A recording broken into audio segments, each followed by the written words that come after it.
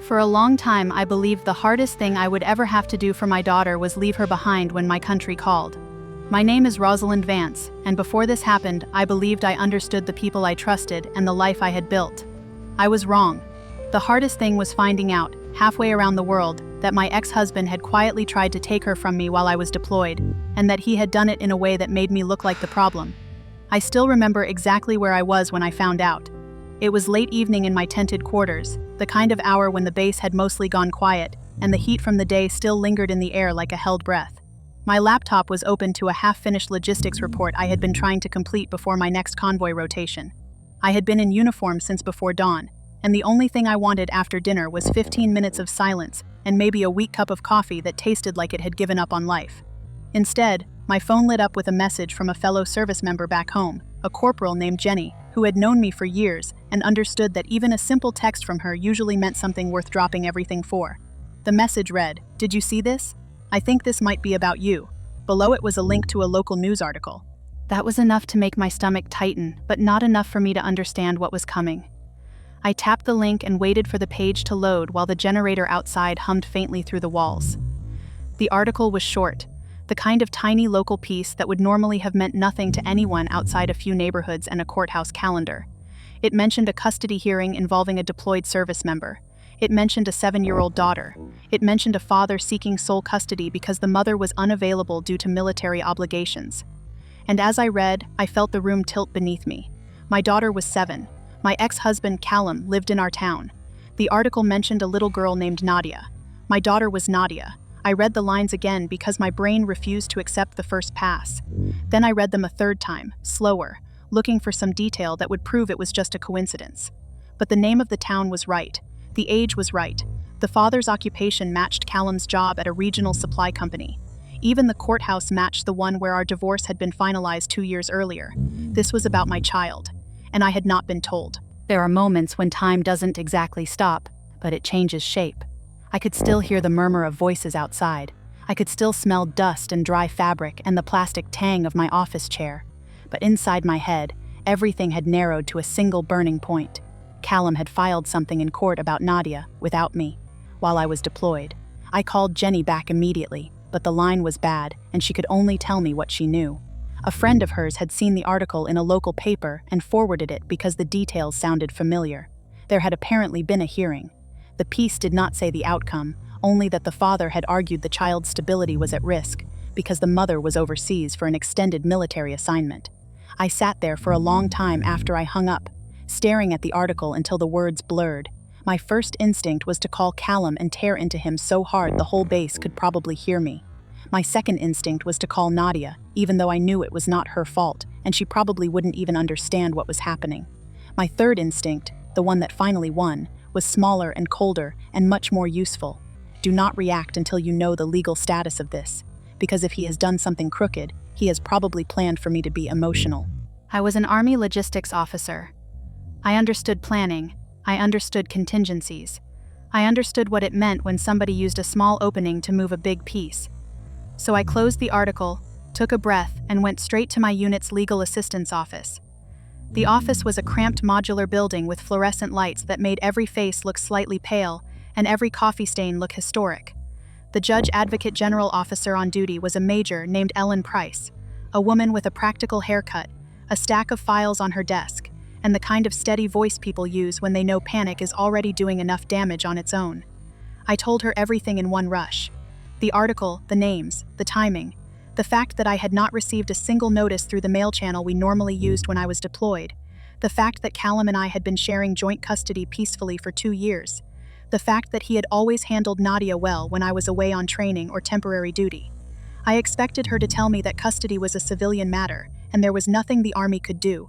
Instead, she leaned back, folded her hands, and said, "There absolutely are protections here. And if what you're describing happened the way you think it did, he may have seriously overstepped." That was the first time that night I felt something other than dread. Major Price explained the Service Members Civil Relief Act to me in plain language. She did not drown me in legal jargon, which I appreciated because I was already trying to hold myself together with whatever was left of my discipline. She told me that courts are required to consider a stay when a service member's duties materially affect their ability to appear and participate. If a hearing goes forward without proper notice or without a real opportunity for the deployed parent to request a delay, the order can be challenged. The key issue, she said, is whether your military obligations actually prevented you from responding. If someone knew that and still tried to push the hearing through, that matters. I asked her if that meant Callum could just take Nadia while I was gone. She shook her head immediately.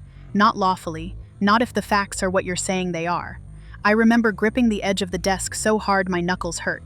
She asked for copies of anything I had, including the article and any prior messages between Callum and me about my deployment schedule. Then she called a civilian attorney she trusted, a family law specialist named Priscilla Nakamura, and within an hour Priscilla had agreed to take the case. Priscilla was the kind of lawyer who did not waste a syllable. She called me back that same night, and her first question was not how I felt.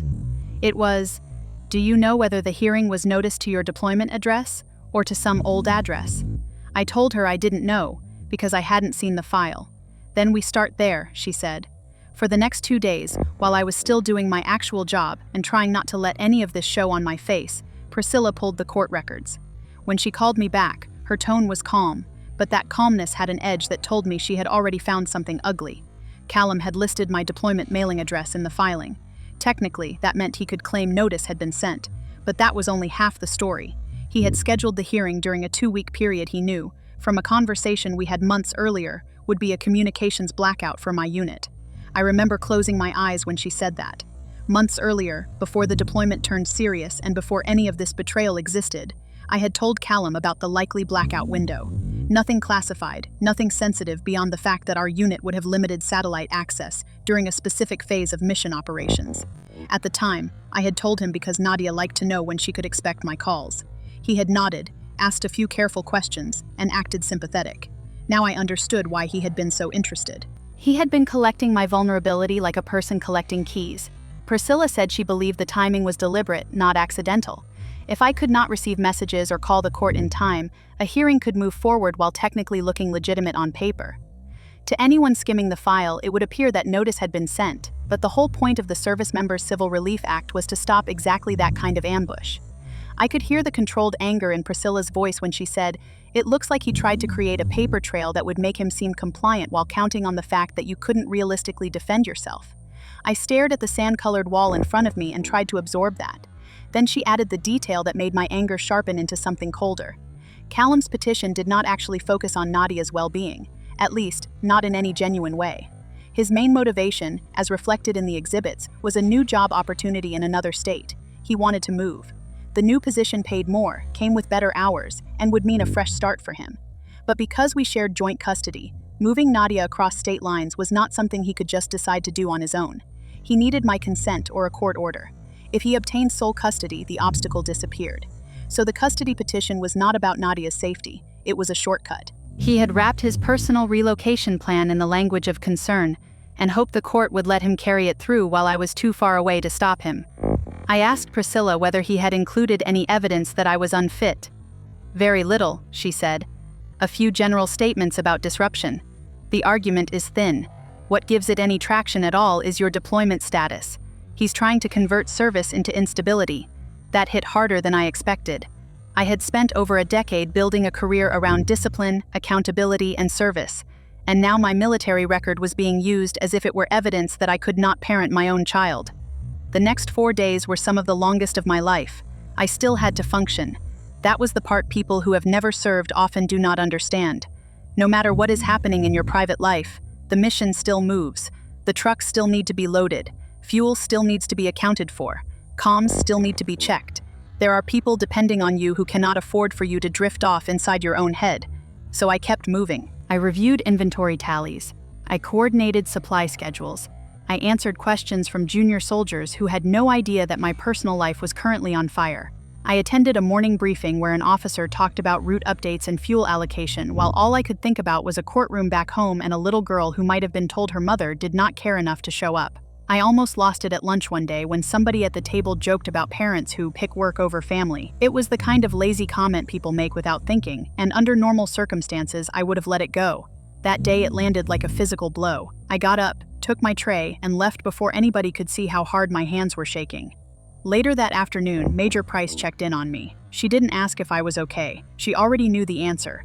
Instead, she asked whether I had any more details that could help establish Callum's knowledge of the blackout. I remembered a conversation from about 3 months earlier, a casual phone call with Callum in which I had mentioned that my unit would likely have reduced satellite access during one section of the deployment. Nothing exact enough to reveal anything sensitive, but enough to tell him I might be hard to reach for a stretch. I told Major Price about it, and she made a note so Priscilla could use it. "That matters," she said. "If we can show he knew the timing when he filed, it undercuts any claim that he just happened to choose those dates by accident." So I waited, and the waiting was miserable. I wanted to call Nadia so badly it was almost a physical ache. I wanted to hear her voice, because my daughter had always been the one person who could make the world seem small enough to manage again. But I couldn't call until our next scheduled window, and I did not want to trigger anything before Priscilla had the full file. Those 4 days stretched like wire. Every task took more effort than it should have. I found myself rereading the same lines of a checklist because my mind was elsewhere. At night I lay on my cot and tried to imagine what Nadia had been told. Had she heard that her mother abandoned her? Had Callum framed this as a temporary thing? Had someone in the neighborhood already started gossiping? I kept coming back to the same thought. If he had chosen this path, then he had chosen the timing carefully enough to exploit my absence. He had counted on me not being able to show up in person. He had counted on me not seeing the filing in time. He had counted on the fact that a deployed mother with limited communications is easy to isolate from the process. He was not just trying to win a custody case. He was trying to win it before I even knew I was in one.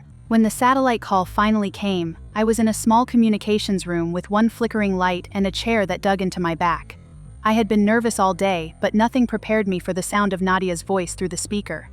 "Mom?" I had to swallow before I could answer. "Hi, baby." She sounded the same and not the same. Children always do after a few months apart. Their voices change a little. Their words get faster. But when she laughed nervously because she was excited to tell me about a school project, I felt that old familiar rush of love so sharp it almost hurt. I asked her how she was doing. I asked about school, her teacher, her best friend Leah, whether she was still drawing horses in the margins of everything. I kept my voice steady, but inside I was trying to read between every sentence. She sounded a little cautious, like she was aware the adults around her had been having conversations she did not fully understand. I wanted to ask directly whether her father had said anything about court, but I was afraid of making her feel trapped. Instead, I asked whether she had been spending time with him, whether things at home were okay, whether anyone had been treating her badly. She said, "Dad's been acting weird." That made my heart jump, but I kept my tone light. "Weird how?" She twisted her words the way children do when they know they're stepping into grown-up territory. "He keeps asking me what I would think if we lived somewhere else. He says maybe bigger cities have better schools. He asked if I would miss my room." I closed my eyes. There it was. He had not just filed secretly, he had been rehearsing the move with our daughter. I asked her if he had told her anything about me. She hesitated. He said, "You were really busy." That was all she gave me, but it was enough to make me see the shape of the lie. Busy was not the word he meant. He meant absent. He meant unreliable. He meant temporary. I told her carefully that I loved her, that I was proud of her, and that if anything ever felt confusing or upsetting she should always tell me. I did not mention court. I did not mention her father. I did not mention the article. I kept the conversation warm and simple because she was 7 and because children should not have to carry the weight of adult legal warfare. After we hung up, I sat in that room for a long time with my headset still on and my hands clasped together so tightly my fingers cramped. Now I knew enough to hate the situation, but not enough to fix it myself. Priscilla moved fast. She filed an emergency motion to vacate the custody order under the Service Members Civil Relief Act, attaching the article, the case documents, the timing evidence, and Major Price's supporting affidavit about the communications blackout window. She also asked the court to review the hearing's timing in light of Callum's prior knowledge of my deployment schedule. I didn't get to attend, obviously. I was still overseas. But Major Price kept me updated, and she did it in a way that never made me feel like I was being coddled. She treated the situation like what it was. A legal emergency with emotional consequences, not an emotional emergency that happened to include legal paperwork. The hearing moved quickly once the judge saw the issue. That part still amazes me, because so much of the time people imagine courts as endless mazes where the truth gets buried under process. Sometimes that happens, but sometimes the facts are so clear, and the violations so obvious, that even a judge can see the line that was crossed. The judge vacated the sole custody order. Just like that, the thing Callum had tried to build in secret came apart. Our original joint custody arrangement was reinstated pending a properly noticed hearing once I returned home. When Major Price told me, I had to sit down on the edge of my bunk because my knees went loose with relief. It was not victory exactly. Not yet. But it was a reversal. It was proof that what Callum had tried to do was not legitimate and would not stand as is. I also learned, to my disgust, that Callum had not expected such a quick response. He had probably believed that by the time I found out, the order would be close to final or already in motion enough to create momentum against me. People count on inertia. They count on the fact that a parent overseas cannot drop everything and appear in a courtroom on short notice. He had built his strategy around that assumption. He underestimated how seriously the system would take a deployed parent's rights once the issue was made visible. I did not confront him immediately, even after the order was vacated. That was hard, because every instinct in me wanted to pick up the phone and ask him how he slept at night. But Priscilla advised me to keep all contact carefully documented and to avoid any emotional exchange that might muddy the record. So I waited until she had the timeline fully established and until she was satisfied that a direct conversation would not create unnecessary complications. When I finally spoke to Callum, my voice was even in a way that surprised me. "You filed for sole custody while I was overseas," I said. He tried to start with defensiveness, then shifted into the familiar tone people use when they want to sound reasonable without actually answering the question. "Rosalind, I was just trying to do what was best for Nadia." I asked him if that included filing during a blackout window he knew about. Silence. I asked him if that included not telling me. More silence. Then he said, with a sort of annoyed sigh, that he thought things would just work out simply if he moved forward before I got back. That sentence told me everything I needed to know. Not that he had been mistaken. Not that he had been afraid. He had hoped the process would go his way if he moved fast enough. He had hoped I would be too far away to stop him. He had hoped the system would treat my service as inconvenience rather than protection. I did not yell. I wanted to, but I didn't. Instead, I told him very plainly that if he ever used our daughter as leverage against me again, I would fight him with every lawful tool available. He muttered something about not wanting a fight. I almost laughed at that, because he had already started one. I came home from deployment weeks later, carrying the tiredness of a long mission and the anger of a woman who had nearly been erased from her own family's legal life. Coming home to Nadia was the one thing that made all of it feel survivable. She ran into my arms so hard I nearly dropped my bag. She smelled like shampoo and sunblock and the exact kind of elementary school chaos that only exists in a house with crayons and backpacks and shoes abandoned by the door. I held her for a long time, longer than usual, because I needed the reassurance that she was still mine in the ways that mattered most.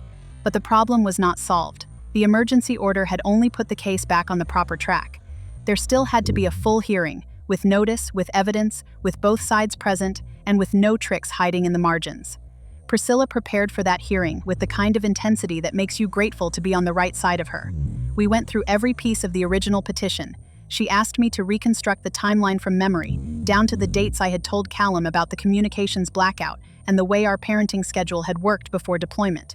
She had me write out every relevant conversation about Nadia's care. She gathered school records, medical records, and testimony showing that Nadia had been doing well under the existing joint arrangement. Callum's side, by contrast, struggled to make the relocation plan look like anything other than what it was. Priscilla found that his job offer in another state was real, but his attempt to use custody as a tool for relocation was not presented honestly. He had dressed it up as a concern for Nadia's stability, but the documents told a different story. He had already been talking about the move before the petition. He had already been looking into apartments and school districts. He had already made decisions assuming he could take Nadia with him. He simply had not counted on me coming back with legal help and a paper trail. On the morning of the hearing, I wore my best suit, the dark navy one I saved for serious occasions, and I sat in the hallway outside the courtroom with Priscilla while Callum arrived with the tense expression of a man who had expected the weather to cooperate and found rain instead. He glanced at me only once. I think he expected me to look broken. I did not. I looked tired. I looked angry. I looked exactly like what I was. A mother who had been forced to defend herself against a secret filing while deployed overseas. Inside the courtroom, Priscilla stayed focused and precise. She did not waste time on theatrics. She laid out the timing. She laid out the blackout window. She laid out Callum's prior knowledge. She laid out the fact that he had technically mailed notice to an address that on paper satisfied the requirement, but in reality gave me no meaningful chance to respond in time. Then she turned to the motivation behind the petition and showed the judge the relocation documents. There was no genuine pattern of instability in my life. There was a deployment. That was not the same thing. The judge asked Callum directly why he had sought sole custody instead of discussing relocation with me as co-parent. He said he thought Nadia would do better with a parent who was present more consistently. Priscilla immediately countered that he had never raised any objection to our joint arrangement during my previous deployments, even though he had managed those stretches just fine and had never once claimed Nadia was harmed by my service. The change, she pointed out, was not Nadia's condition. It was his job offer. The judge's expression changed at that. I could see he was following the logic and not liking where it led. Then Priscilla presented the communications evidence. She showed that Callum had known, from our earlier conversation, the exact period when I would have limited ability to respond. There it was again, that ugly little detail that made everything provable. The courtroom went quiet. When the judge asked Callum whether he had known about the blackout window, he hesitated just long enough to tell the truth without saying it outright. "I knew she'd be hard to reach," he admitted. That was all the judge needed. The court denied Callum's relocation request and reaffirmed joint custody. When the ruling came down, I felt the air leave my lungs in one long exhale. It was not joy exactly, because joy would have implied this had been a fair fight. It was relief mixed with exhaustion and a hard, clear sense of survival. Nadia would not be ripped away from me. The arrangement that had worked before would remain in place. Callum's secret maneuver would not become my daughter's new life. Afterward, in the hallway, Callum approached me as if he still had some right to be casual. "You could have handled this differently," he said. I stared at him for a moment, and I think that stare unsettled him more than shouting would have. "You could have handled it honestly," I said. He had no answer to that. What he wanted, I realized then, was not only custody, it was control. He wanted to move to another state, start his new job, and reshape the family structure on his own terms. He wanted the court to bless the version of events that suited him, and when my service got in the way, he treated my absence like an invitation. That was the part I could not forgive. Not because he wanted to move. People make life changes. People relocate. People remarry. People chase better work. All of that is ordinary. What was unforgivable was the choice to use my deployment as a shield against my own rights. To turn federal protections into a loophole. To act as if because I was far away, I was also expendable. After the hearing, Priscilla and I sat in her office while she reviewed the final paperwork. She had the tired satisfaction of someone who had won a difficult case and knew exactly why it mattered. The dangerous thing, she told me, is that from the outside, a filing like this can look normal enough. The notice gets mailed. The hearing gets scheduled. If nobody checks the timing against the service member's actual availability, the problem disappears into the paperwork. I asked her how often that happened. She looked at me over her glasses. More than people think, especially with deployments. Especially when the deployed parent can't monitor the docket in real time. People rely on distance, they rely on delay. They rely on the fact that a service member is busy doing something that cannot be paused. That stayed with me. It made me think about how close I had come to missing the whole thing entirely. If Jenny had not seen the article and forwarded it, I might have learned about the petition only when I returned home and found Nadia's life already rearranged. By then, the momentum would have been harder to stop. By then, the argument would have become, well, she's already been living this way for months. That is how bad things become permanent. Not through one dramatic theft, but through an accumulation of quiet advantage. When I talk about this now, I don't describe Callum as some cartoon villain. He was more ordinary than that, and that is part of what makes it infuriating. He could be charming when it suited him. He could be patient when he wanted to. He could look like the responsible parent in public while making deeply calculated choices in private. The worst people are often not the loudest. They are the ones who understand exactly how to make their selfishness look reasonable. But I also won't pretend I was helpless. I may have been overseas, limited by duty and distance, but I was not absent from my daughter's life in the way he wanted the court to believe. I was working, I was serving, I was still Nadia's mother, and when I got the information I needed, I fought. The months after the hearing were calmer, though not perfect. Callum and I had to learn how to parent through the aftermath of a case that had stripped away whatever illusion of mutual trust remained. We kept the communication about Nadia businesslike. Pickup times, school events, medical appointments, nothing more than necessary. It was not warm, but it was functional. Nadia thankfully adapted better than either of us.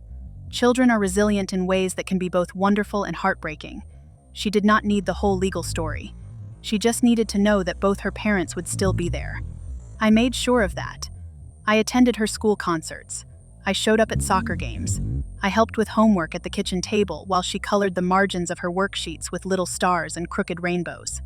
I started saving every drawing she made while I was away, because I never wanted again to feel like a piece of her life could vanish without warning. I also took one practical lesson from the whole ordeal and made it part of my life from then on. Before every deployment, I briefed a trusted friend back home on my schedule and the expected communication windows. Not because I wanted to share my private life with the world, but because I understood now how easily silence can be exploited. I made sure someone knew when I would be reachable, when I would not, and where to look if something seemed off. That friend never had to call me with another article like that, and I am grateful every day that I built the habit before I needed it again. Sometimes people ask me whether I regret not confronting Callum sooner.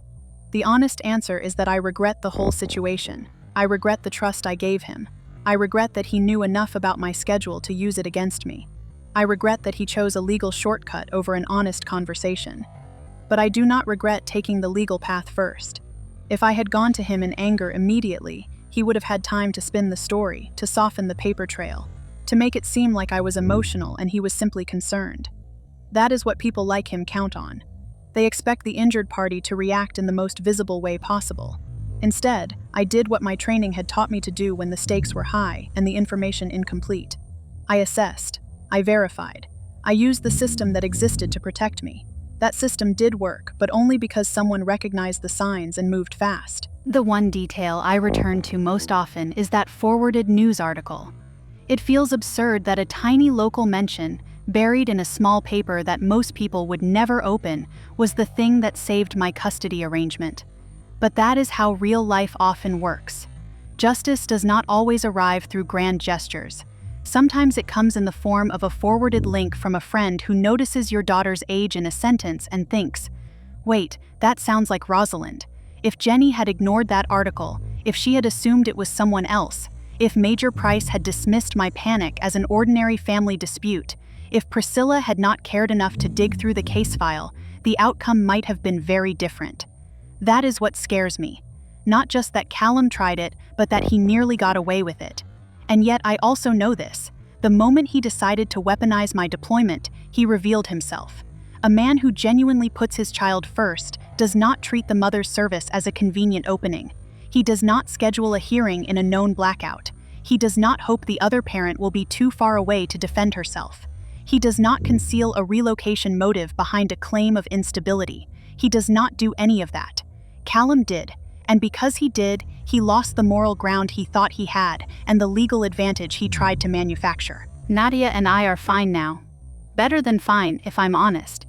The experience made me more alert, more careful, and more determined to protect the ordinary things people take for granted. A school pickup, a bedtime story, a schedule posted on the fridge, a legal notice arriving in time. Those things feel small until someone tries to use their absence to rewrite your family. I still think about the first moment I saw that article, the shock, the cold understanding that spread through me as I realized my ex-husband had moved in secret. I remember how my hands shook when I dialed Major Price. I remember the long, ugly wait before I could hear Nadia's voice. I remember the courtroom, the judge's face when the timing became clear, and the way Callum looked when he understood the plan had failed. What I remember most, though, is that line he gave me in the phone call afterward. He had hoped things would just work out simply. That is the sentence that exposes him most clearly. He did not think he was doing anything noble. He thought he was being efficient. He thought if he moved fast enough, I would be forced to adapt. He thought that because I was deployed, my rights were negotiable. They were not. Mine are not. And Nadia got to keep both of her parents in the arrangement that had always served her best. Not because Callum had a change of heart, but because the law, once properly engaged, refused to reward deception. That is the part I wish more people understood. Protection only works if someone knows it exists, if someone recognizes when it has been violated, and if someone is willing to act before the damage becomes permanent. I was lucky that a fellow service member saw the article. I was lucky that Major Price knew exactly where to send me. I was lucky that Priscilla had the skill to break apart a file that looked normal until the timing was examined. But luck alone did not save me. The truth did. The paperwork did. The record did. And the fact that Callum had been careless enough to rely on my silence turned out to be the thing that undid him. I never stopped loving Nadia, not for a single day of that deployment. If anything, the whole ordeal made that love more obvious, because it reminded me how easily someone else could try to define my absence as abandonment. I know now that being away does not mean being uninvolved, and serving does not mean surrendering your place in your child's life. I came home to my daughter with my rights intact because I refused to let panic outrun procedure, and because when the moment came, I had people around me who understood how to fight the right way. That is the story I wish I had never needed to tell. It is also the story I am grateful I can tell in full, because the ending could have been very different.